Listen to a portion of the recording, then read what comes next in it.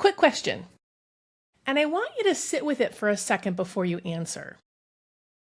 When something goes wrong, when you're scared or threatened or just depleted, where do you go for protection? A spell? Maybe a crystal? Your own anger? Or a trusted friend? I guess most of us have a short list, and I also guess that somewhere on that list, even if you never call it this, is something you've inherited. A stubbornness, maybe a way of holding still under pressure, a refusal to fold that you can't explain. It's something in the blood. And what if that instinct wasn't random? What if there is a whole lineage of women behind you who were building that in you on purpose? Even the ones whose stories may have gotten erased. And that's what today's conversation is about.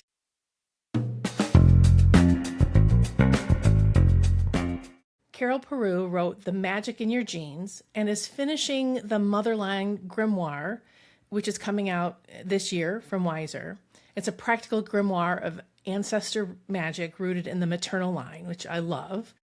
She's a genealogist, an integrative RN, and someone who would calmly look you in the eye and tell you that you are not starting from zero. I'm Jackie Smith, and this is Chats with Aunt Jackie, and let's find out who's already got your back. So, Cairelle, when I reached out, I told you that I'm bringing magical women together for honest conversations. Honest conversations about protection and power and how we actually hold ourselves in a world where there is so much harm and so much patterning that is being exposed. And so what I wanted to do with you is add this layer in these conversations about protection and power and talk about what changes when we bring in our ancestors into that conversation. And, it's not as an abstract idea but about building those living relationships in our bones. Because you work with genealogy and DNA and all of that magic, which is very exciting, and I can't wait to get into your next book. So where do you see ancestry showing up in the ways that people protect or try to protect themselves, or even how they give their power away? Oh gosh, that is such a loaded question. So I want to start out by talking about real quick how people are always like, well, there's science and there's magic, right? And those two that was actually a big deal when I published my first book with the subtitle. Like they didn't want DNA in the title because it didn't sound magical enough. I was like, hang on, those two, there's nothing more magical to me than science, than this ancestral science, right? So we all have a mother, whatever you call her. We all have an ex parent that gave birth to us or created us in some way. We all resided inside of a uterus, right? So all of these are just facts. And we always tend to think of that as being very abstract. So this motherline inheritance that we have is so powerful. And I think that when I see women today and all of the things that we are dealing with, can we curse? Yeah, please We do. can curse. Okay. All of the fuckery that is out there right now that is so very infuriating. Like it makes my blood boil. I just want to scream so loudly and so often with the things that are coming up, online.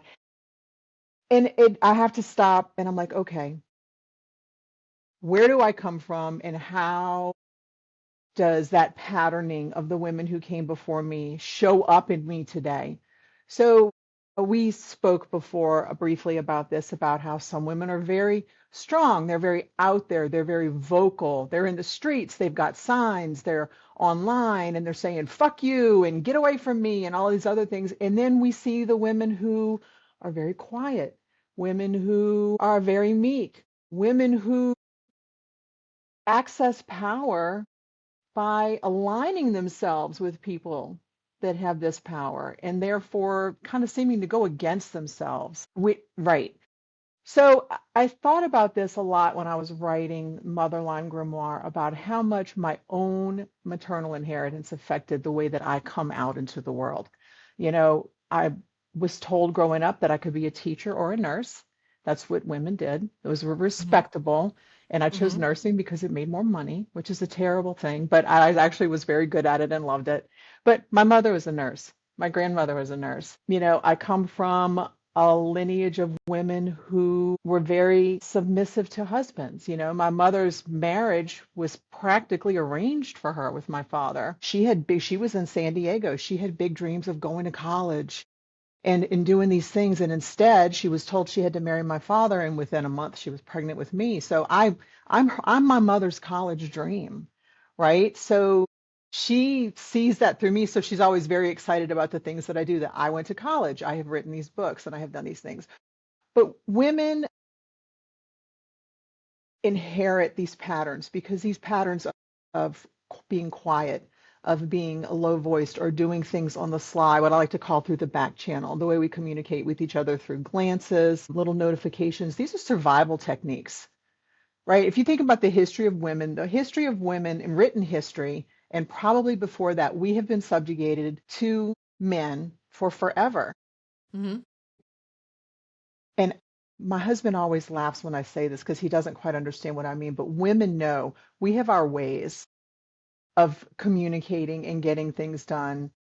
Women are very intuitive when it comes to body language and glances and little words and comments that can be slicing. Or we know when somebody's up to something, when another woman is on her thing and we're like, okay, I see you. I know what you're doing. And my husband's like, what is she doing? And I'm like, okay, are never going to get it because you don't have to get it. But all these things are protections. Yes. They're all protections for us. And so when women feel disempowered or they feel like they don't have a lack of power, I always want them to go look at their motherline and look at the women that came before them and what they had to survive and struggle with, because those behaviors are what are mimicked. We mimic them unconsciously. My mother listened to her husband. She listened to doctors.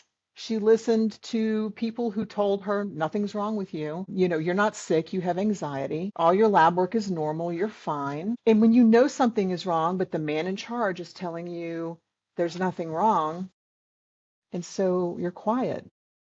You're quiet because you want to survive. And these are survival techniques. So the question then comes down to, and I'm going to go on and on about that forever if I didn't check myself. The question is, how do you assess your background with your motherline and these women that you came from so that you can reconstruct the way that you allow yourself to be in the world as a woman in your full power? That can advocate for herself, that can say no, that can say yes firmly without having to say, I'm so sorry, but don't apologize for not wanting to do something. You're allowed to not want to do something. I see that all the time with women. I'm sorry. Oh, I'm so sorry, but don't be sorry. Just Yeah. be. Don't be sorry. Don't over explain. No is a And complete sentence. yes, and this is hard for our generation. We're similar age, and it may not be like here's the rule book that someone handed to you, but it was modeled and it was shown to us. And when we didn't follow that modeling, there were repercussions. Yeah, right. So, a lot of protection patterns don't live in our thoughts, right? They live in the body. So you see it in the way that you hesitate. You see it in the way when your chest gets tight before you speak, if maybe that's that person, or the instinct to smooth things over. Oh, let me smooth this over. I don't want any confrontation. I don't want anything to be. These aren't random. So they're learned over time. And you learn these in early relationships with your father, with your mother, with extended family, or whoever you live with. And these are reinforced across generations. And so when you want to access the strength that you know is in there, because we are all strong, but this starts with paying attention to those signals instead of kind of overriding them, right? Why don't I want to be confrontational? Why am I afraid of that? So that was a big thing for me. I had a terrible fear of authority for years. And I am the least, like right now, looking at me right now, I am the least likely person to get in trouble if I'm pulled over by the police, right? But if I were to be pulled over by the police, I would have a panic attack. And I am a white, middle-aged woman with gray hair. I'm basically a fat grandma, and so I am like the perfect person to sail through everything when it comes to that. And it still makes me nervous. And so when you can when you can pause and ask yourself, what am I responding to right now in this moment? You shift from that automatic protection mode that you're in and into a conscious choice. And that's Agreed. the ticket. Yeah. So that's the ticket. So, in the past, protection meant minimizing yourself. And today, protection can look very different, Very different. Yeah. can look like discernment. You know, who do I trust? What environment is safe for me? What do I consent to? And that was a big thing for me. Consent from, was a big thing for me because of medical experiences I had when I was younger with physicians, with my pregnancies. And, that's a more active form of protection. So when you can move it from these automatic responses into actually controlling your own choices, then it's active. That's awareness and it's decision making. And it's a new skill for a lot of women. I've been watching my friends who are younger than me and even my daughter address these thoughts, these issues of protection in a completely different way. And I'm learning from them. And Mm, and when I said to my daughter, I'm learning from you. And my other friend's like 20 years younger than me. I said, I am so learning from you. And they were both like, what are you learning from me? And I said, I'm learning about my power in a different way. I'm learning about saying when somebody says, "Hey, can I sit here?" and I say, "No, I'm not interested in company right now." And holy mackerel, I mean, I've how many times has that happened in my life when somebody goes, "Hey, can I sit with you?" and you're like, "I guess so." And then you sit in yeah, this uncomfortable yeah, space, making the other person comfortable, or or just saying like, "That behavior is unacceptable around me. You need to get on." And I had to check myself as a mom when I watched my daughter be very aggressive with her own boundaries when she was a lot younger. And I'm like, well, you're never going to make friends that way. And all of a sudden, I could hear my mom's voice in my head saying that similar thing off different stuff. Like, and I went, why would she want friends who wouldn't respect her boundaries? So why would she want friends who are going down a rabbit hole that she can't respect? So I had to check myself on that. And so I love learning how we kind of broke some of that legacy with our generation. We started to break that legacy and empower our daughters as they came up. Hopefully, this is one of the things that I'm proud that I did. But as you're talking, I'm thinking about all of the different clients, the women who have come to me. We're doing Akashic record work where what we're doing is we are going through the energetic family tree. We're going through family legacies that came through, and why do I keep doing this? Where did this stop and or where did this start? And how can I stop it? Of being compliant, of stepping back or letting yourself be third in line. Because the first in line is, of course, the man, the second in line is your kids, and then you're third in line. So, exactly. and so going back through that family legacy and looking at each generation, where did it start? Well, we go all the way back. It's never not been there. So how do we heal those past generations? Because if we can take this healing and reprogram this and send it backwards, it can then echo back forward again, to reinforce what we did. So it's a big thing that a lot of us are struggling with and working on. Right. And I want to say too, there's this tendency to think of strength as a pushing back or a breaking away from something. But the mother line also shows us that strength is continuity. Women have always kept going. Women have always adapted. Women have always carried families and held community together. And that is a form of strength that's really easy to overlook because it's expected. And when women access that strength of breaking away, they're not just breaking a pattern, right? They're also drawing from this really deep reservoir of endurance and intuition and problem solving. We tend to kind of poo poo the trad wife. I hate that word, but I don't know I what else know. to call it. I can't wait for that Anne Hathaway movie to come out, by the way, whenever she does it. I'll have to tell you. Did you hear about that? It's I great. I did. can't wait. I'm actually where she goes back in time and she has to Yes, be a real one. And I'm it's so like, excited. That's interesting. But we tend to look back on these old ways of, oh, you had to cook the food, you had to sew the quilt, you had to tend the sick, But when you think about quilt making wasn't just a way to keep somebody warm. Women encoded messages in those quilts. Women encoded stories in those quilts. There were patterns there, there were codes, there were maps in quilts. Women sang songs. They sang lullabies to their children, and those were stories of the past, and those were warnings for the people. Think about field songs of the enslaved people who Yes. sang in the fields. They sang, these were messages. So there is power in these weak things. I hate that word too, weak, but because it wasn't weak. But these expected things, this woman's role of traditional housekeeping. And then we see that transferred into today the way that, if you're a corporate woman and you have another woman on a board, you're exchanging glances. Women communicate with their eyes. They're very talented at that. Or messages, or hey, watch out. Just these little things that you can say that other women know. And so we're still in this kind of back channel communication. So these quiet things are very powerful. So I always want to remind people of that too. If you're a quiet person, you can still be strong. There are many ways to be strong and to advocate for yourself. And that's what I think that's one of the most important things that I wanted to address in the book when I was writing it is that there are all kinds of ways to be strong and to advocate for yourself and to firmly root yourself in this world as an individual of substance and worth. Yes. Yeah. I personally have an ancestor altar that I work with weekly. And if there's something going on in my life, I go to my ancestors. And I mostly go to the women and say, I need your help in this.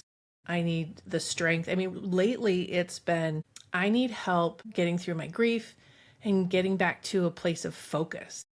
And so I need your help in finding that strength again. And I literally have been asking my ancestors for this. I mean, I think it's fascinating. Both my mother's mother and my father's mother were single mothers because their Okay. husbands died when their kids were young. So both of them had to go to work. And I was so fascinating how very rare on two sides that it happened. And Yeah. watching and calling on Grandma Tina and Grandma Mary and saying on the two different sides and saying, you kept your family together. They didn't live in poverty. You did the best you could. You had no choice but to be strong or else things weren't going to happen. Nobody had your back. Right. And so when I'm feeling like that, I call on them and I say, I need your help.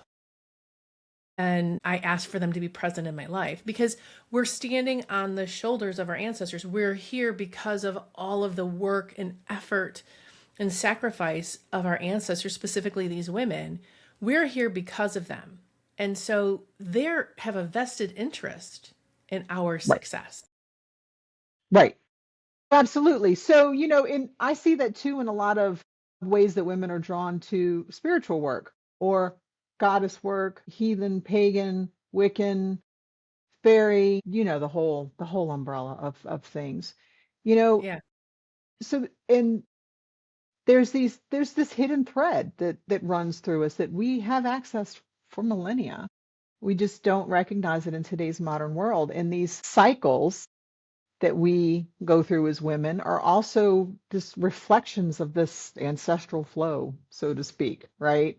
Hmm. And some of us walk with sacred archetypes and goddesses that reflect lessons from our maternal lineage. Did you ever think why you were drawn to a certain goddess or why you were drawn to a certain line? What in your background has made you look to that for your personal empowerment and your source of deity and your source of living your life as a magical woman? You might find yourself drawn to a hearth goddess that echoes this nurturing power of your foremothers, or to a warrior or a protector kind of spirit who mirrors this resilience in your line because you come from badass women. So there's all kinds. So there, to live in awareness of yourself and your body and the cycles of yourself in your body as a woman, and to actively make these choices based on how you prefer to engage, is that's you attuning into this pulse that is within you. So, when you think about yourself forming, you're inside of your mother. And by the way, I just want to say too, this is no relationship to whether or not you have a good relationship with your mother. You can be adopted and not know who she was. You can be estranged. You cannot have contact. She can be the shittiest person on the face of the earth. But she did carry you inside of her, and she has passed on to you this lineage of resilience and survival. So it doesn't have to be about that relationship. You just sail straight past that and into your ancestry that you have a right to access because it's yours.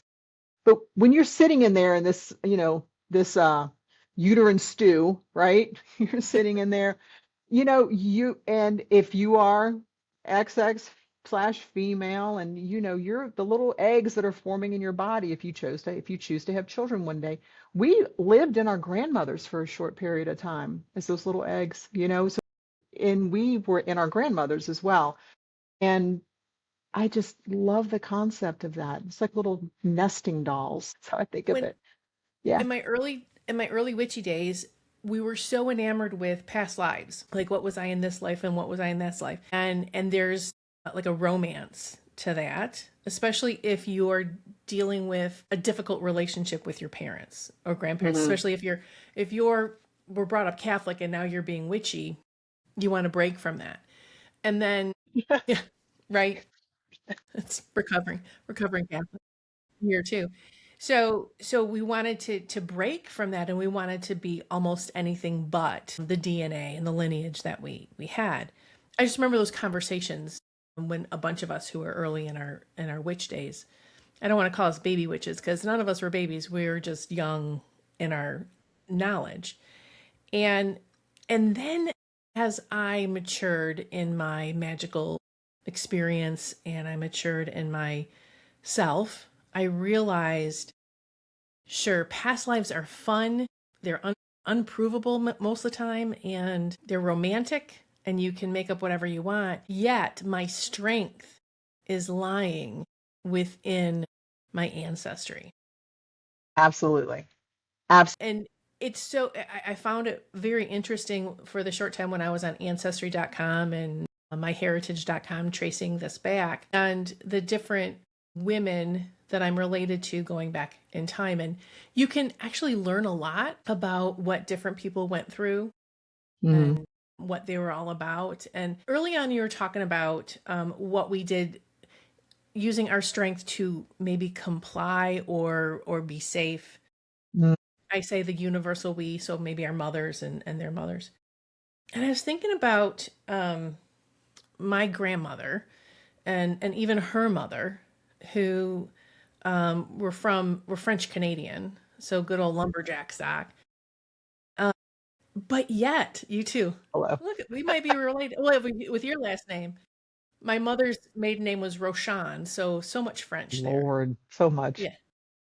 So these were not generous, loving, kind, No, compassionate men.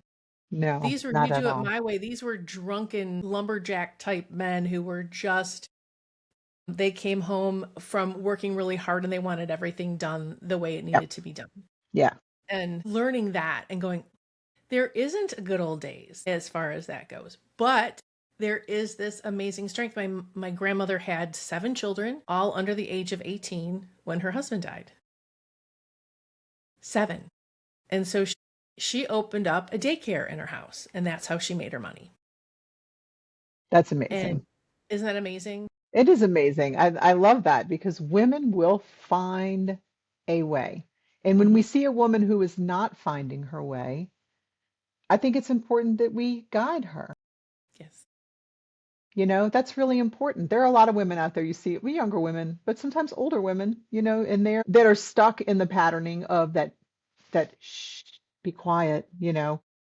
And I think it's great when we can compassionately offer of ourselves to shift the narrative for somebody else. And that is I also love a that. part of being strong. Yeah. So, to make sure that we kind of bring some stuff full circle, how can we, what are ways that we can bring that strength from our ancestors, that protection energy, and really power ourselves up, finding our own personal power with the help of that mother line.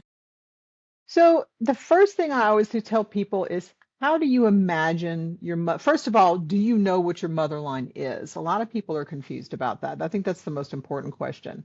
When we talk about the mother line that I'm speaking of course, we are descended from all of our ancestors, right? So we have lots of grandmothers coming from lots of different directions. But when I talk about the mother line, when I talk about the line of women that gave you the mitochondrial DNA that lives inside of your cells, that make the fuel that makes you do everything from move and even while you sleep at night and breathe. That comes from the women in your lineage. That only comes from the women in your direct maternal lineage. So your mother, her mother, her mother, her mother, and on back roughly 150,000 years. So you've got about between 6,500 and 7,000 mothers in your direct maternal lineage back to the first modern human. Modern human, I put modern in parentheses.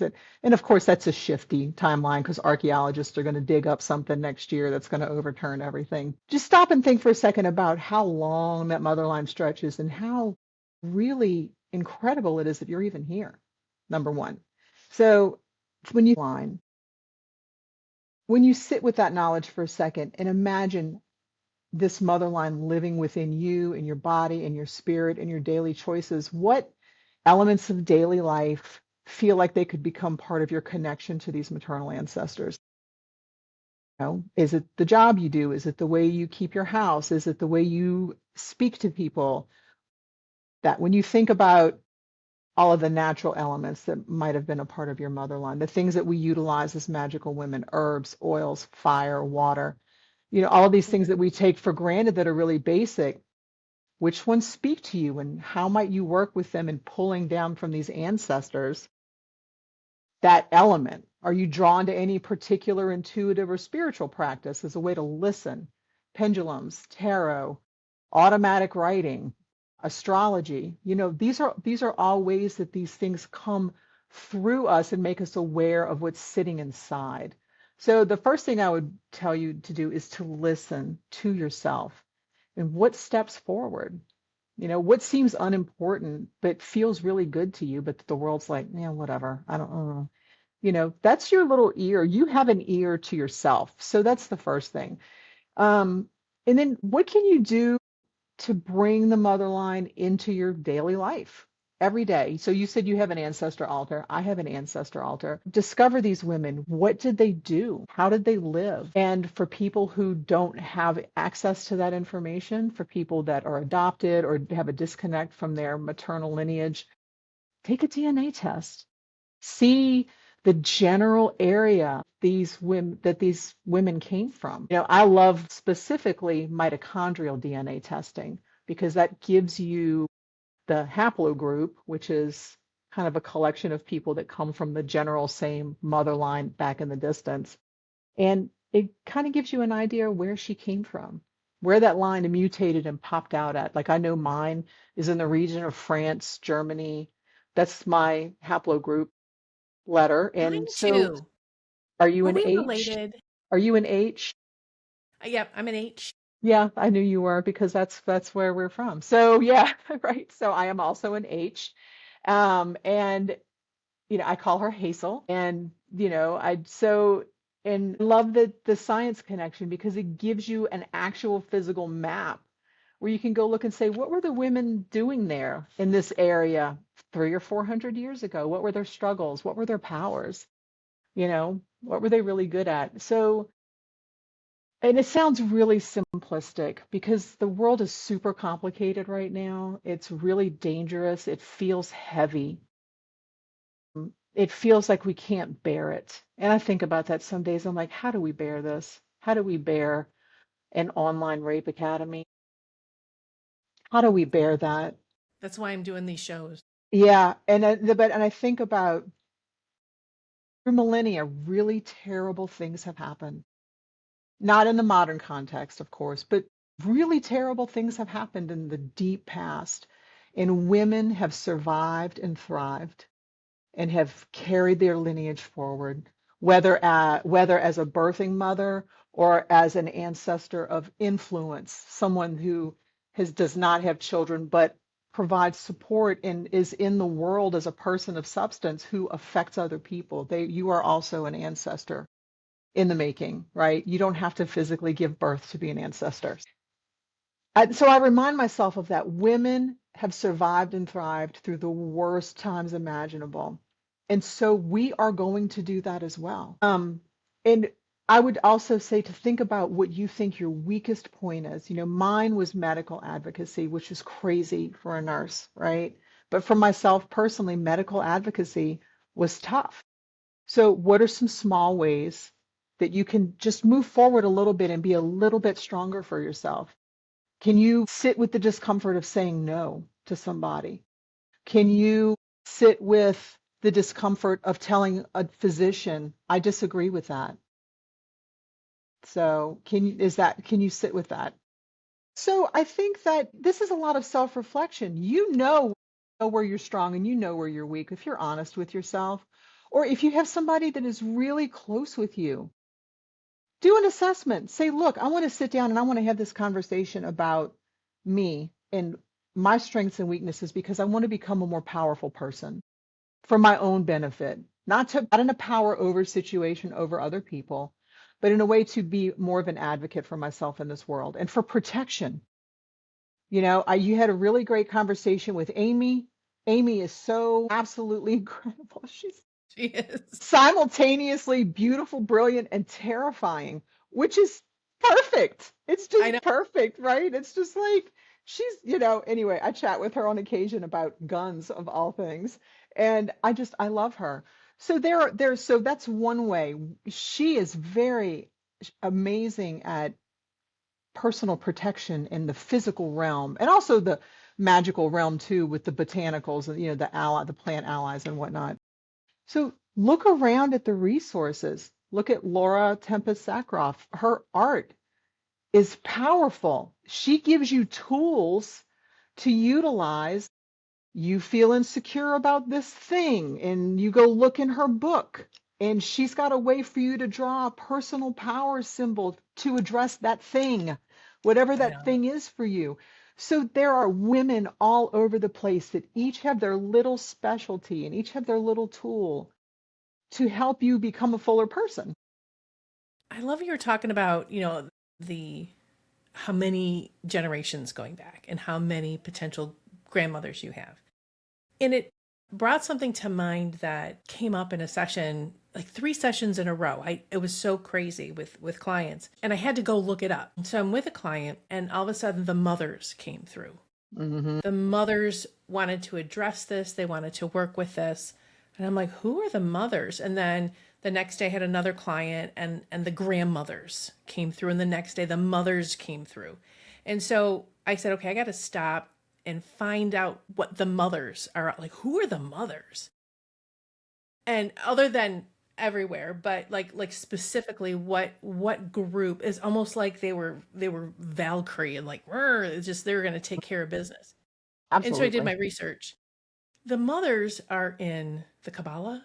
The mothers are in African traditional religions. The mothers are in Native American traditions. The mothers are in the Bible. The mothers are in so the mothers are a In the force. in the Apocrypha that nobody reads Yeah, anymore. That's where the mother's yeah. right. Yeah. So all over the world, and almost I didn't look at every tradition or every group of people, but in so many, I'm like all the 4 corners of the world, there are the mothers as a spirit group who, if someone is harming you, if someone is doing wrong by you or interfering with your life, you can call upon the mothers or the grandmothers. And they are not to be fooled around with. No, absolutely not.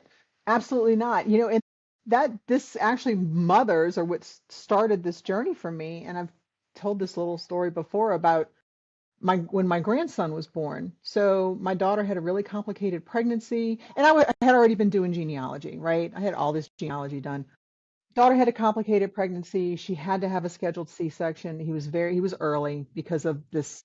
situation with him. He was breech. It was just complicated. And she asked me to come in the delivery room with her. Well, I knew everybody because I worked in the ICU at that hospital. So that was like, okay, I'll come in.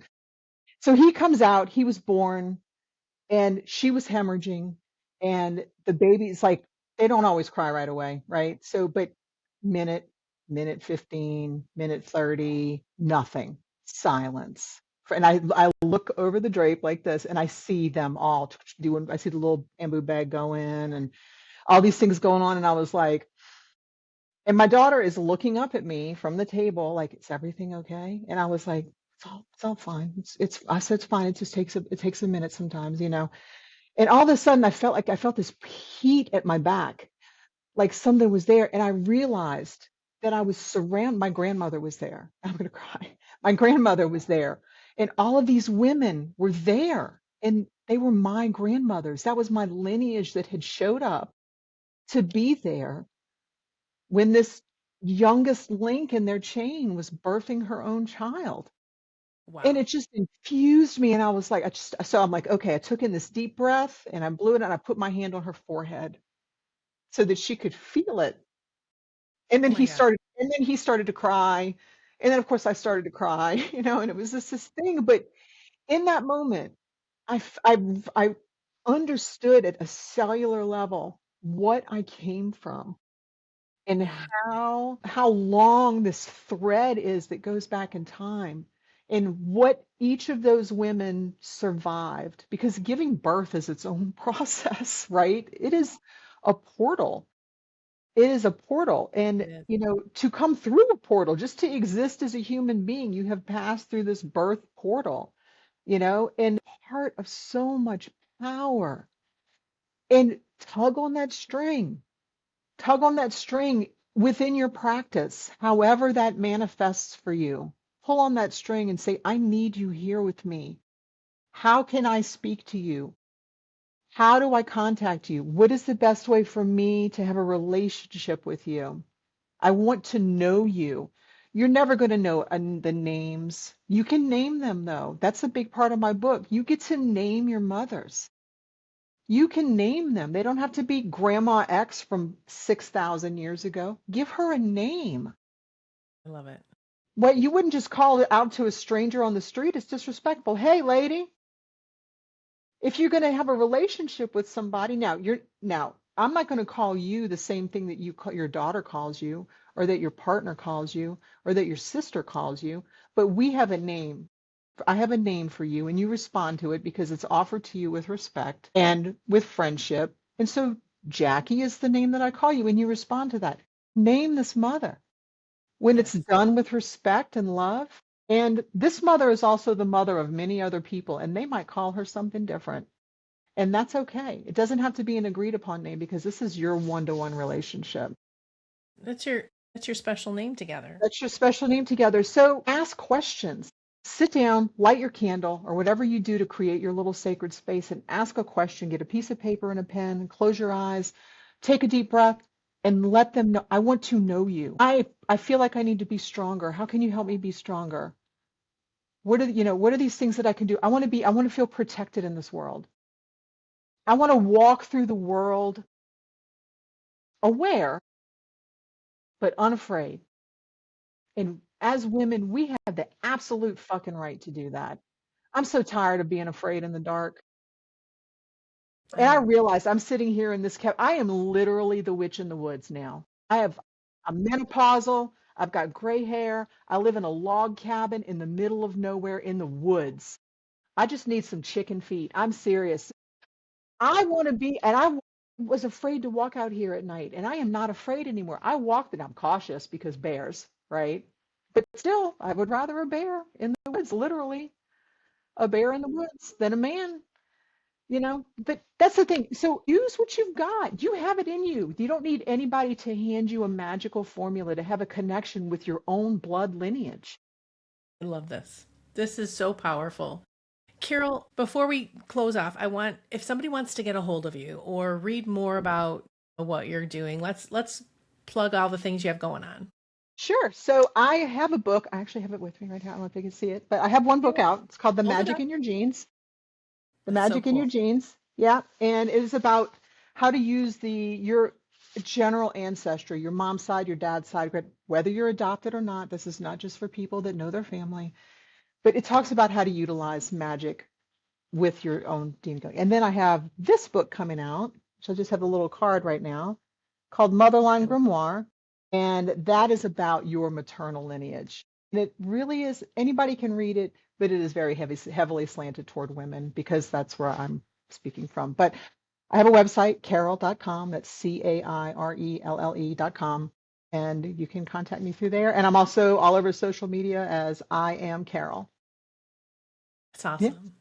yeah. I love it. And you have a lot of amazing things to say. And I can't wait to get a hold of the new book and read more about the Yeah. Motherline because that December. has been It comes out December, something right in time for Mother's Night I love in it. December. Yeah. So if any of this has hit for you and you want to work through this for yourself, your own motherline or your own family legacy, you can always reach out to me and do an Akashic session with me. And you can find me on auntjackie.com, and that's Jackie with an I, no E. And you can find me on all the social medias, Jackie Smith. Just look for this face because there's a lot of Jackie Smiths in this world. And I thank you so much for being here with us today, Cairelle. And this was good. This was good to really bring it home to bringing your mothers, having your Yeah. Call grandmothers. them call mama. Call Yeah, mama. call mama. Call mitochondrial mama. Call mama from 6,000 years ago or 100 years ago or 1,000 years, whatever. Whatever you They're need, very they are they're there. very interested. They're very interested in you being safe and empowered in this life. And you meaning all women. All women. All We women. are loved. We are loved, ladies. We We are are. all people, ladies, men, people, and whoever. We are loved. Our ancestors love us. There's They do. something I read probably on social media, which is we are a world of mothers and their children. And I thought that made me sit down and take a second to think about it. I'm like, yeah, Yeah. mothers and their children, Yeah. generation after generation after generation, mothers and their children. There's so Again, much there, power. Cairelle, So much power in isn't it. it powerful?